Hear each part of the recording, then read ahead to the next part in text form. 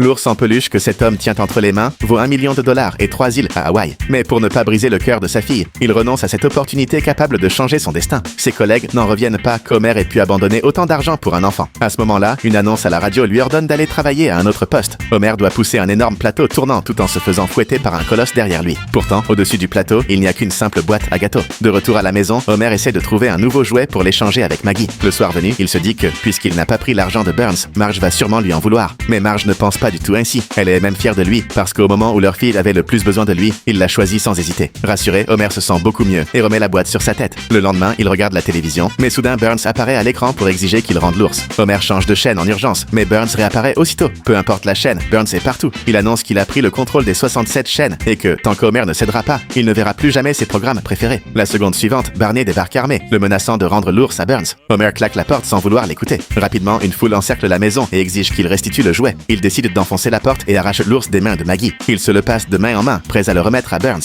Mais en voyant à quel point Maggie est triste, ils s'arrêtent tous. Regardez ce que nous sommes devenus, une bande de méchants. Finalement, ils rendent le jouet. Le lendemain, Maggie joue dans le bac à sable quand Burns surgit soudainement. À la vue de son air terrifiant, Maggie serre l'ours contre elle, craignant qu'il ne le lui arrache. Voyant qu'il ne semble pas hostile, elle lui tend même sa tétine préférée pour partager. Burns profite du moment où Maggie baisse sa garde pour tenter de récupérer l'ours lui-même, mais il n'arrive pas à le lui prendre. Battu par un bébé, il finit par abandonner et lui dit de serrer son ours très fort, de ne pas commettre la même erreur que lui. Alors qu'il s'éloigne, Maggie apparaît derrière lui et lui tend spontanément l'ours. Burns peut enfin retrouver son précieux jouet, mais ils se mettent à imaginer leur vie future ensemble. En parlant, ils plongent dans un rêve. L'ours est découvert parmi des pierres et Burns, devenu un robot, s'empare du jouet en déclarant qu'il ne sera plus jamais séparé de lui.